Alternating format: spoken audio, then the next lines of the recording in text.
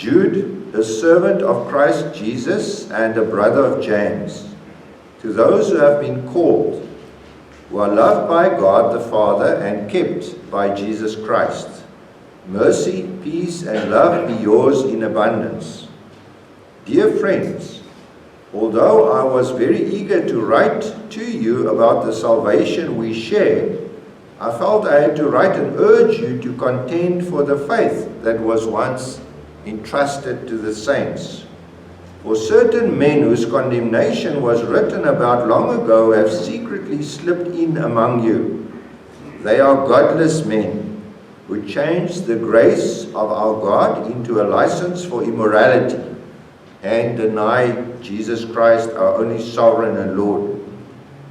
Though you already know this, I want to remind you that the Lord delivered his people out of Egypt, but later destroyed those who did not believe.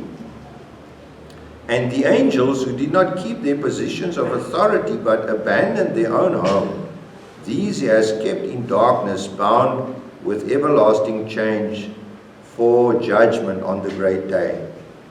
In a similar way, Sodom and Gomorrah and the surrounding towns gave themselves up to sexual immorality and perversion. They serve as an example of those who suffer the punishment of eternal fire. In the very same way, these dreamers pollute their own bodies, reject authority, and slander celestial beings. Just so far, the reading this morning.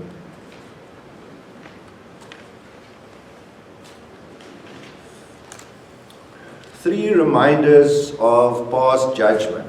So there are three reminders of past judgment. And we are going to focus on verses 5 to 8, and I'm going to use the New American Standard for my text, because I find that it's more literal, the translation, and brings out the meaning behind the words, behind the text clearer.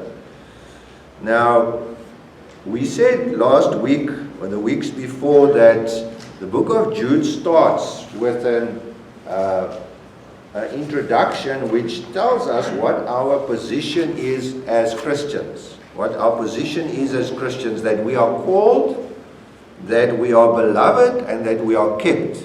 So I just want to remind us so that we can keep on. That's verse 1 and 2. And then in verse 3, we found that the Christian faith is something that is clearly defined, clearly understood. There's no question what the faith is. Since the beginning, that this faith should be contended for, it cannot be altered, and it's entrusted to us to keep it for the future saints.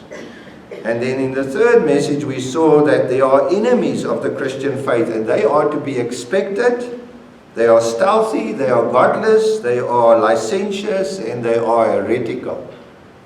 And today, we're going to start with the first of 5 blocks of teaching where Jude describes these. Those were just a general warning that these people will come. And now, in the rest of the letter from verses 5 to 18 or 19, he describes us, or 5 to 16, he describes what these people look like, how we can identify them. And of course, not just to say, oh well, these people are there, and we get a nice shiver down our spine to see how evil they are, but that we must know that it also applies to us. And then he ends off his letter by the fact that we must keep the faith and that God will keep us. So today we're going to look at the first of these 5 sections of identification, where he describes these enemies of the faith. And he uses 3 familiar examples that are well known. Well, maybe the second one is not so familiar, so we'll spend some time on that. And the 3 examples are unbelieving Israel, rebellious angels, and Sodom and Gomorrah.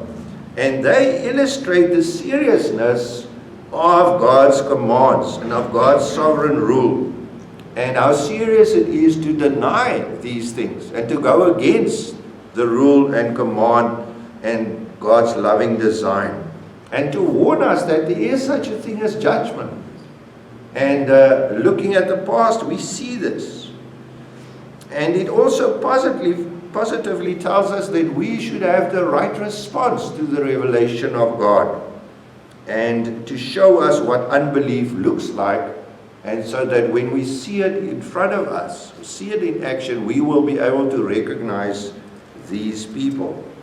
So we're going to look at these three examples, and there's a lot in here, so I can't dot every I and cross every T. So some things you'll have to just take by faith or investigate further if you don't agree. The first one is unbelieving Israel. And verse 5 says, reading from the NASB, though you already all know all this, I want to remind you. Now he refers to what I've said before. Who we are in the faith, what is the Christian faith, and the fact that unbelievers are coming.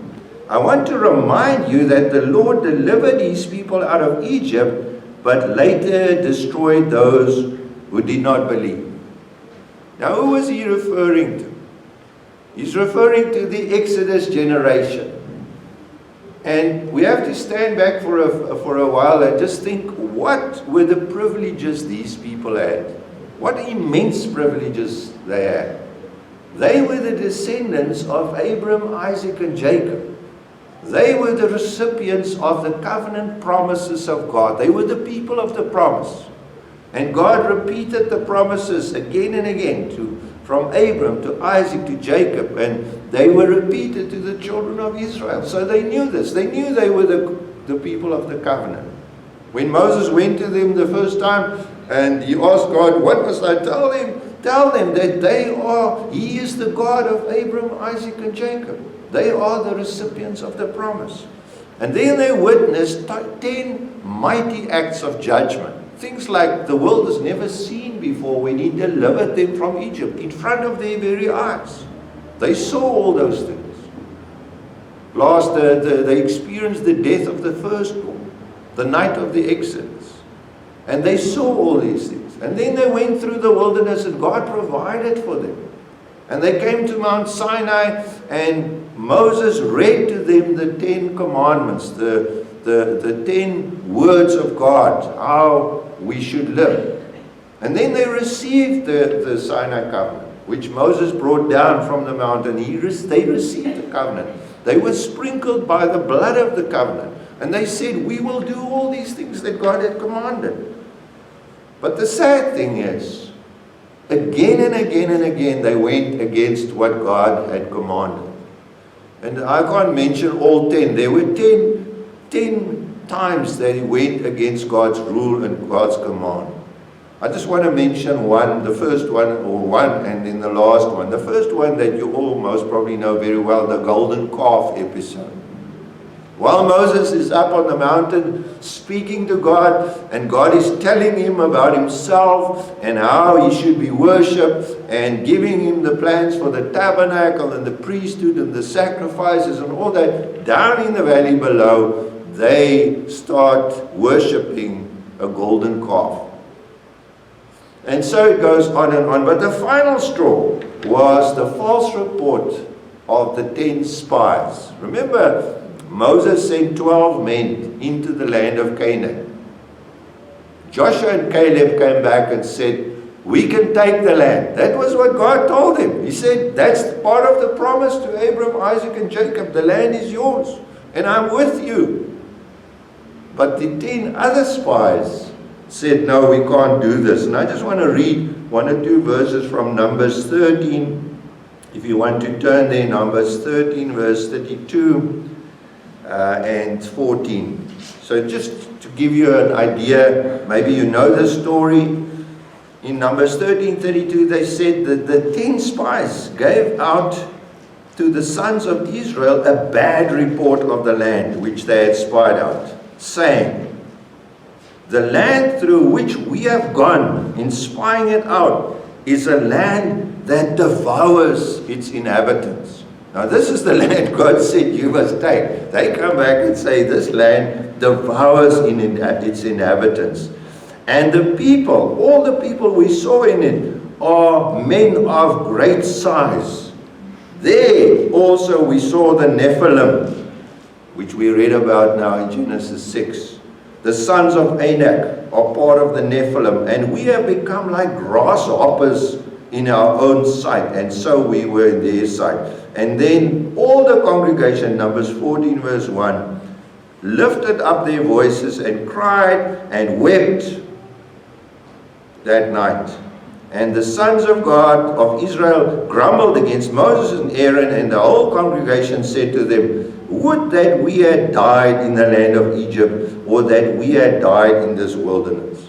Now this is after all they saw, all they experienced, and seeing all the things that God did. And they say, oh, but it's better that we die. And then in verse 22, we read the Lord's response.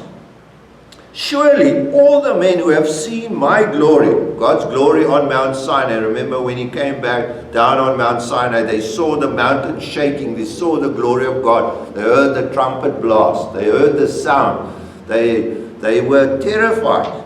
They saw God's glory, they saw his signs, they saw the pillar of fire in front of them, with them at night. They saw the cloud going with them during the day. They saw all that, my signs which I performed in Egypt and the wilderness, and yet have put me to the test these 10 times, and have not listened to my voice. They shall by no means see the land I swore to their fathers. And then it says in verse 27, how long shall I bear with this evil generation? Verse 28, say to them, as I live, just as you have spoken in my hearing, surely so you will do. You wanted to die, you will die. You don't want to go into the land, you want to die in the wilderness, that's exactly what's going to happen. The point we have to learn from this first illustration is that grumbling, disobedience, and rebellion is equated with unbelief. That's a sign of unbelief. It's a sign that we do not have faith in the promises of God. And we can't go through all the promises of God. But God had promised us, and he had promised us that in the New Testament that all his promises are yes in Jesus Christ. So if you have Jesus, you have all the promises of God. But what do? We grumble, we sigh, we feel sorry for ourselves, we disobey, we rebel. The saddest thing about these people wasn't the fact that they died in the wilderness, you know. That wasn't the saddest thing, that they didn't enter into Canaan. The saddest thing is they didn't enter into heaven. They did not enter into heaven. The second example, and notice the and, is that of rebellious angels. And, so he mentions the people of Israel, and then he says, and the angels.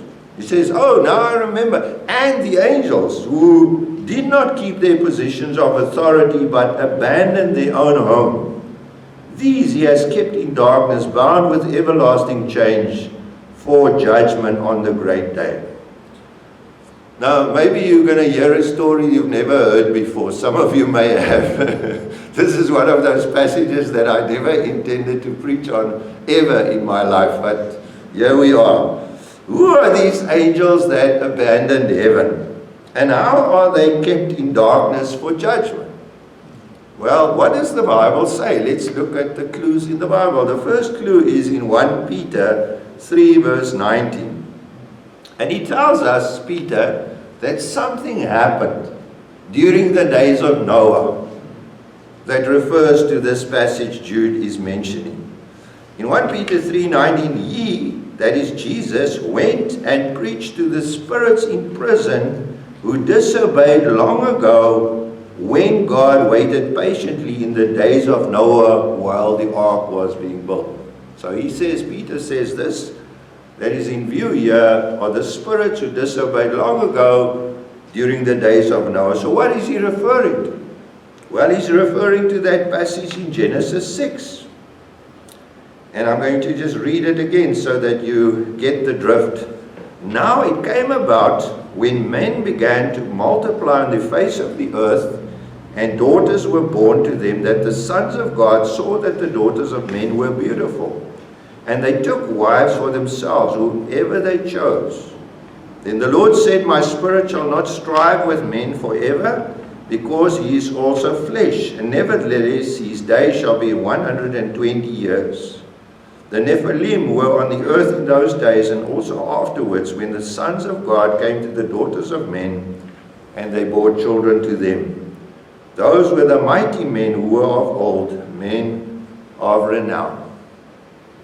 So what is Jude speaking about, Peter speaking about, and Moses here in Genesis? Who are the sons of God? Well, let's see. It says the phrase is B'nai Elohim. So Ben is son, and Elohim obviously is the name of God. So it's the sons of God. Now, everywhere in the Bible when this phrase B'nai Elohim is used, it always refers to angels, sons of God. Job 1 verse 6. Now there was a day when the sons of God, the NIV translates it as angels, the NASB translates it literally, the sons of God, came to present themselves before the Lord, and Satan also came along with them. In Job 38 verse 7, God asked Job, when the morning stars sang together and all the sons of God shouted for joy, where were you? So sons of God are angels.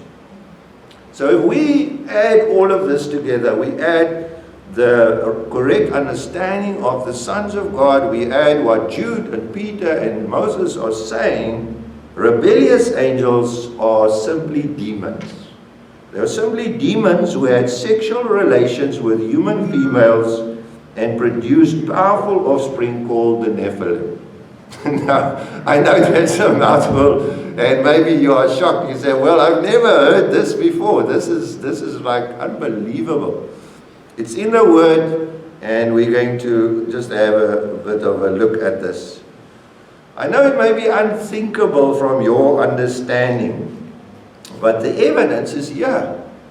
And the interesting thing is, and I'm not suggesting that you must take your evidence there, but there are popular Jewish writings of the day. And one such is the book of Enoch, which is it's not a biblical book, it's not inspired. I'll just show you. It's the book of Enoch.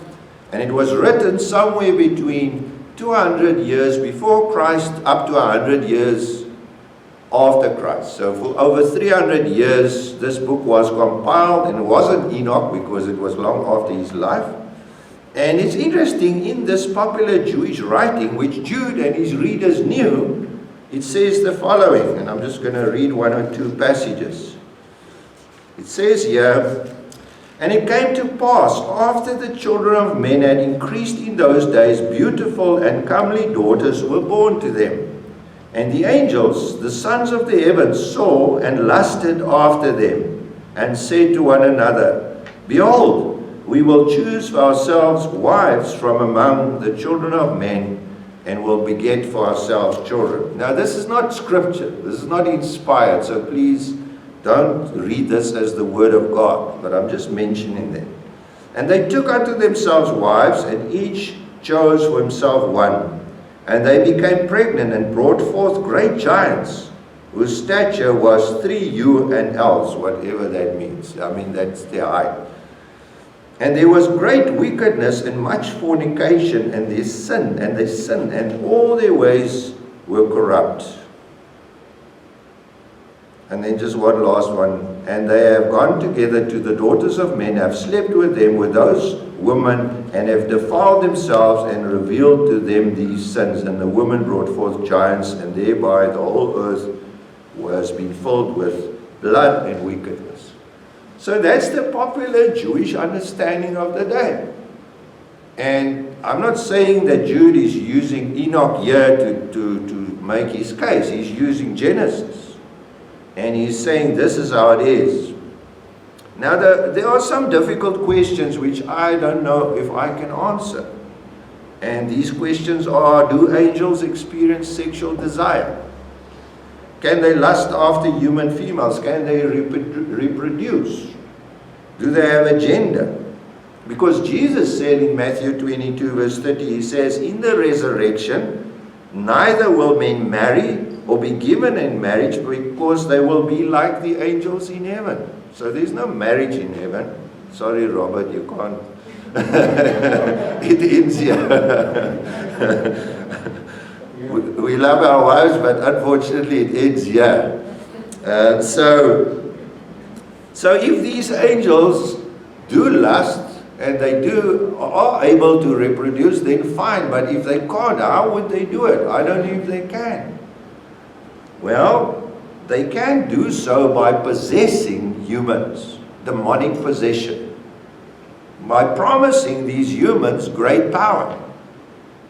And they have power. And promising them that they will achieve much. And why would they do that? And like I said, I don't know all the details. We'll have to wait till heaven one day to ask these things. But remember that God said to Eve that the seed of the woman would be the one who would crush the serpent's head. And these rebellious angels, these demons, are on the side of Satan. And they want to prevent the seed of the woman to be born. And one good way of doing this is to get into human beings, appear in physical form themselves and do these acts themselves, or to possess human beings and to try and corrupt the human seed. The point, I think, that this passage tells us is not whether we understand how this all happened and if it's clear in our minds. And I would like to speak a lot more about this and the Nephilim and all that, but unfortunately there's not enough time. If such powerful beings as these angels, and they are powerful compared to us, if they are judged by God in such a way, they do not escape judgment, and they are kept in prison for the great day of judgment. This is the question: how much chance do we as human beings have if we rebel against God? We don't have any chance. And therefore we have to be clear that rebellion against God is a very dangerous route. And these angels are kept for the day of judgment. And therefore we have to be aware when false teachers, deceivers come to corrupt the faith. Then Jude moves on and he mentions a third example, and this is maybe a more familiar one: immoral Sodom, or Sodom and Gomorrah, and the other towns as well. There were actually 5 of these towns: Admah, Zeboim, Zoar, Sodom and Gomorrah. And 4 of them were destroyed. Zoar was spared because Lot couldn't run very fast. So he said, I'll go to Zoar, and the Lord decided he will spare Zoar. It's small, it means small. Let's read verse 7. Just as Sodom and Gomorrah and the cities around them, since they in the same way as these, that's from the NASB literal translation, since they, the people of Sodom and Gomorrah, in the same way as these, indulged in gross immorality and went after strange flesh, are exhibited as an example in undergoing the punishment of eternal fire. Let's unpack that. You know the story. In Genesis 18, Abram is sitting at the entrance of his tent, having his afternoon nap or whatever he was doing, and 3 men stood in front of him. The only thing is, there weren't 3 men. One was Yahweh. The Bible says the one was Yahweh, and the other 2 turned out to be angels. And then the reason why the Lord, or Yahweh, came to Abram was to tell him that the next year his wife would have a son, Isaac. After 25 years since the first time the promise had been made, next year the son will be born.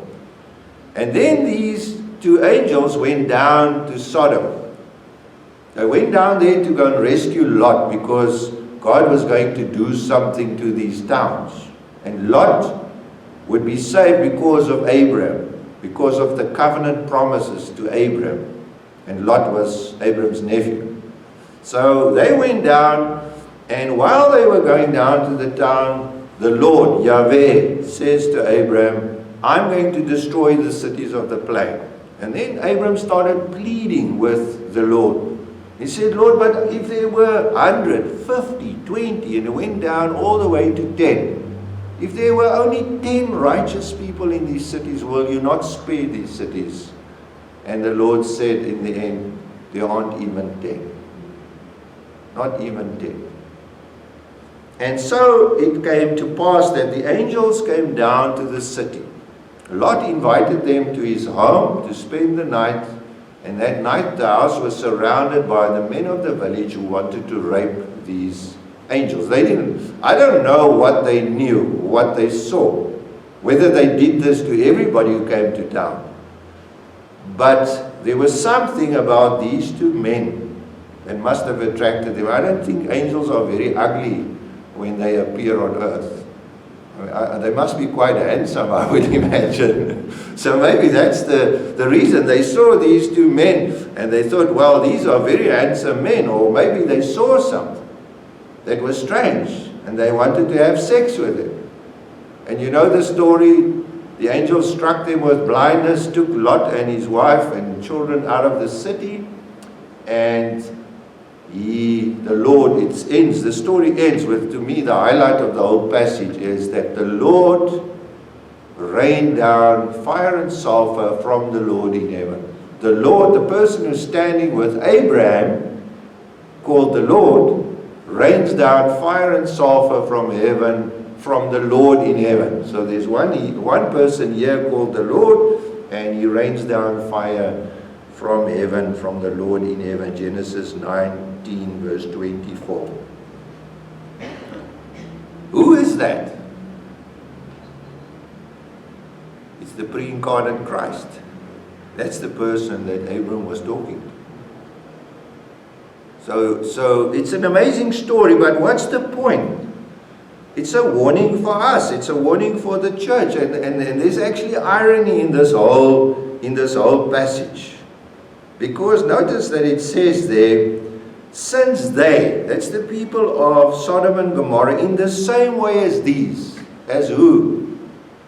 As the angels in the previous example, indulged in gross immorality and went after strange flesh. In the previous story, the angelic beings wanted to have sexual relations with humans, strange flesh, the opposite to their flesh, their makeup. And now he says, in the same way, these people of Sodom and Gomorrah want to have sex with angels. Not that they knew that, or I don't know if they knew that, but can you see the irony? In the one passage, the angels want to have these relations with humans, and here humans want to have these relations with angels. And that's why he says, since they, in the same way as these, indulged in gross immorality and went after strange flesh. In 1 Corinthians 15, Paul explains that the flesh of men and angels aren't the same. He says, everybody has one kind of flesh. Animals have one kind of flesh, fish one kind of flesh, men have one kind of flesh, and angels. And so he explains that whole passage. But the thing we have to understand as a church is that we have to be able to recognize gross immorality. The word is ekporneo. It's porneia from the word porneia, but it is to the extreme immorality. And false teachers of the faith will come into the church and they will do these things, or they will approve of these things. And you see it happening in all the churches all around the world. And then there's the warning for us as Christians of the fact that there is an eternal fire. Hebrews 12:28 says, since we are receiving a kingdom that cannot be shaken, let us be thankful and so worship God acceptably with reverence and awe, for our God is a consuming fire. Let us conclude. What does these three passages have to do with the enemies of the faith? It's in case you haven't seen the connection. It may be a complicated setup for us to get our minds around. Notice in verse 8, in the very same way, as mentioned in these three previous passages, these dreamers pollute their own bodies, just like the people of Sodom and Gomorrah, reject authority, just as the people of the Exodus, and slander celestial beings. That's maybe a more difficult one. We'll have a look at that. In the same way as above, but in reverse order. You see the order's reversed? He started with the people of Israel who do not have faith, then rebellion, then immorality. Now he starts with immorality and then rebellion, and he ends with faith, which shows us, focuses us, the spotlight on the third one, which is that the absence of faith, unbelief, is the most serious. So he actually wants us to see that. And he says these dreamers, this doesn't mean that these people have lots of dreams. They maybe drink something that gives them like fruitful imaginations, or they lie around sleeping all day and have dreams, or they're living in a make-believe world or Neverland. Dreamers are people who receive visions from God. Okay, like Joseph, Daniel, Ezekiel, these people all receive dreams from God. But real dreams from God. But here he's actually mocking them. He's actually sarcastic. He says, these dreamers, they come here with these visions from God, which are not visions from God. It's what they think up. But they tell you this is what God says. God says it's okay to be immoral. It's okay to be rebellious. It's okay to have unbelief, to deny basic teachings of the faith, such as the virgin birth, substitutionary atonement, the death of Jesus for us, the resurrection. And he says, these dreamers, do these very same things as we have been warned against. Maybe the question here is, what does it mean to slander celestial beings? Literally translated, they revile angelic majesties or glories. Now, in Jewish understanding, the law of God was revealed to the people of Israel through the mediation of angels. Stephen, in his speech before he was stoned to death, said, he was in the assembly in the desert with the angel who spoke to him on Mount Sinai. That's Moses. Moses was with the angel in the desert. The angel spoke to him on Mount Sinai and with our fathers, and he received the living words to pass on to us. You have received the law that was put into effect through angels, but have not obeyed it. So Stephen says, you know, the law of God was mediated through angels, but you rejected it. And that's why Jude uses this example. Just saying, you reject the law of God, and that actually means that you show that you are unbelievers. You do not have faith. So these three stories, my friends, warn us, and maybe you find it difficult, maybe you find it strange, but they warn us. The danger of unbelief, the danger of rebellion, and the danger of sexual immorality. And this is what these dreamers are all about. They come with these ideas. They bring it into the church, and they try to disrupt and destroy the faith once delivered to the saints. And by doing that, they lead a lot of people to destruction. Amen.